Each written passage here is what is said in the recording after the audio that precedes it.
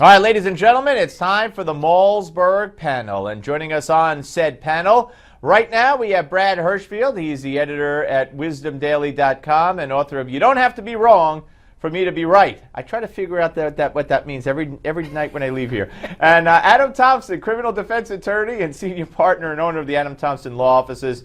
And, of course, host of the Adam Thompson radio show. Hello, Adam. Hey, how are you doing, Steve? All right, so here we go. We got a lot to talk about. In the last segment with Rafi Williams of the RNC, I played the Hillary soundbite. Back in 2003, she's calling them illegal aliens, and employers shouldn't hire them, and blah, blah, blah. And now, of course, she says Barack Obama's illegal executive order, in my view, doesn't go far enough. And she will be even more adamant if she's elected president. She will take it even further than Barack Obama took it. She wants dream status for not only dreamers, but the parents of dreamers. I mean, she has done a complete about-face. Are you surprised, Brad? I'm not real surprised. I think people can change their position. The more striking thing here is, I think, the unilateralism, right? If you don't think Barack Obama went far enough, Hillary says, I'll go even further. I think that's essentially, quintessentially Hillary. That sense in all things, whether it's philanthropy or politics, that whatever Hillary wants, Hillary can do. Yeah. All right, Adam? Well, I think it's pandering to a particular voting bloc that you want to get. When the popular view way back in 2003 was, let's get illegals out because it poses a risk to this country in so many different ways. And she made specific references to just go to Nassau County and you'll see a lot of illegals lined up on the corners waiting to get picked up to do lawn work or to do construction work. All of a sudden now, not only is it good, but she's going to push it to the outer limits. This just shows how important the Democrats and the far left want to appeal to that strong Hispanic-based vote and try to control it and take it away from the Republican base because they think that's the way to win the next election, and they might be right. But she's pandering all out. There's no other way to call it. Right, and Brad, it's not unique to the immigration issue. I mean, she's changed her views on so many things. Of course, gay marriage. She's changed her view on gay marriage. Now she's talking about not imprisoning so many people. She's against, quote-unquote, mass incarceration. After she touted how great her husband's administration was, well, that was one of the accomplishments of her husband's administration. So, you know, she's just whatever. Like, you put your finger up in the air, and whichever way the wind blows, it'll come out of Hillary's mouth. It does feel. Wait, let Brad go. Go ahead. It does feel a lot like, I was going to say a little, but you gave me time there, Adam, so I'm going to adjust upward. It feels a lot like running by polling. I will say one thing in her defense. Did you say running bipolar? No, I said bipolar. Oh, Steve. I'm kidding. So, but I do think one piece of this is important about Hillary. And the one piece I think is worth acknowledging is the willingness to change one's mind, especially when the world is as dynamic as it is not necessarily a weakness. Right? I think it's really important that a certain nimbleness on policy is appropriate. My concern is that when your nimbleness always breaks to whoever's polling better, that's not smart. That feels like, as Adam said, pandering. Hillary be nimble, Hillary be quick. What about it, Adam?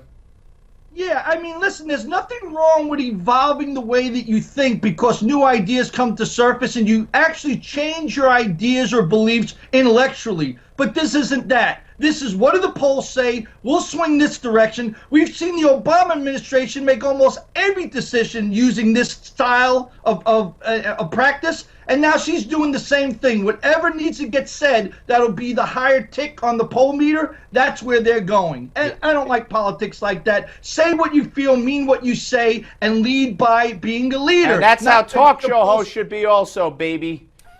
That's it. It applies to politicians and talk show hosts. We are our own breed. We have our own set of... All right, listen, we're coming back. More of the panel. Don't go away.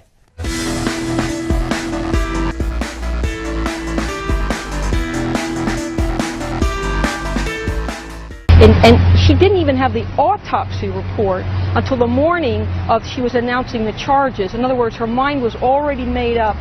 Ditto with the police report. She didn't get the completed police investigative report until the day before she announced her charges, meaning her mind had to have been made up. She did no consultation with the police investigators. There had to have been many, many questions. Just her own charging documents raised many questions. All right. Now, by the way, that's Paige Kreuter. She's the former Baltimore deputy state's attorney. She will be on with me at the top of the next hour. So I want to make that very clear. She'll be on with me live talking about the Baltimore case. We'll welcome back the panel members, Brad Hirschfield and Adam Thompson. And Adam, as a criminal defense attorney, boy, the more we learn that the Baltimore state's attorney, she screwed up. I mean, if you listen to what this woman had to say, it's a laundry list of how Marion Mosley screwed up. Now we find out the knife was probably illegal, and that's why the officers arrested him. She had said it was a legal knife at her press conference. Now we find out the police report and investigation does not match up at all with the charges she's leveled. And we also find out that there's all kinds of discrepancies going on. What's wrong? What happened? You know, I've been doing these cases for over 25 years, Steve, and you would think that a prosecutor's office after Trayvon Martin and Michael Brown would learn something. One, don't rush to judgment. Investigate the whole case. Get the forensics in. Get all the reports in. Talk to all the eyewitnesses. Get it all together and then come up with an idea of what really did happen before you start making announcements, making arrests, and charging people with crimes. As a defense lawyer, I would be picking this case apart. What they said the suspect did, the victim in this case, Freddie Gray, first they said that he did nothing illegal. Now he might have had a dangerous weapon on him. Different reports from different agencies are coming out. They contradict each other. This is a mess. And where does it all lead to? It probably is going to lead to all the top charges, because of the discrepancies, ending up being dismissed. And then the more reduced charges where maybe they had a shot at getting, like negligent homicide. If they can show that they threw him in the back of the van, people get thrown around and they didn't secure him down. Now it jeopardizes those cases, because once you taint part of the case, right, it just spills over. And I want to get to Brad also, and then ask where that, if all that happens, where that would lead and leave Baltimore. But I want to ask you one more question, Adam, real quick, because of your law background, and that is, how do you make these charges? How do you file these charges without toxicology? What if he was high on something? What if if he was high, then there's an explanation that he was in the back of the van throwing himself against the wall going crazy. We don't know yet, and she charges these people.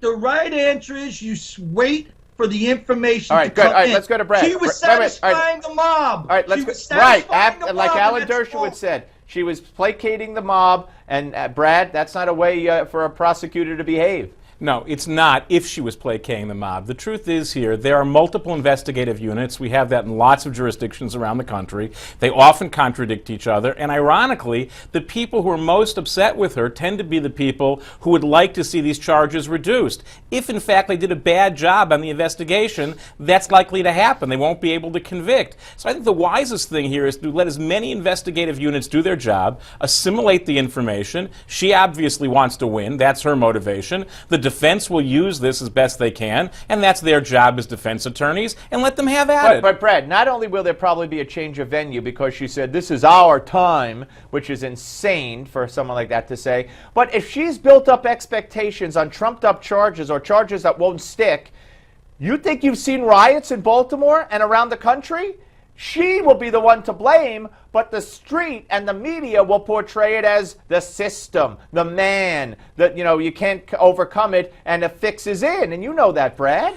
Well, you may think I know it, but I don't. I think I don't have a crystal ball. I don't think you have a crystal ball. Why don't we wait and see? I think everyone was very surprised, both the intensity, the degree of charge that was brought. I think people were really surprised around the country that 3 of these people were people of color. I think a lot about this case is going to surprise people on both sides of a variety of issues relating to policing and race, and that's why actually as it moves forward, we're all going to learn a lot. Yeah, but Adam, as you and I talked about, I think during the break or something, they're still marching around the country saying hands up, don't shoot. So if these charges are dismissed or lessened or they're found not guilty on them, chaos will erupt. We'll be back to square one. You take your time to bring the case, because by overcharging the police officers, bringing in the wrong defendants, it only leads to disaster where you'll see charges dismissed, people will get outraged, you'll have new riots, new looting, no improvements. You think that they would learn, they haven't learned a thing. All right, well, we'll see. No matter what happens, I predict this woman not only gets reelected, she runs for higher office in that locality and wins, unfortunately. Brad Hirschfield, Adam Thompson, as always, thank you both very much. And coming up next, folks, it's going to be former House Majority Leader, former Congressman from the great state of Texas, Tom DeLay, will be here to weigh in on, so many issues. Don't go away.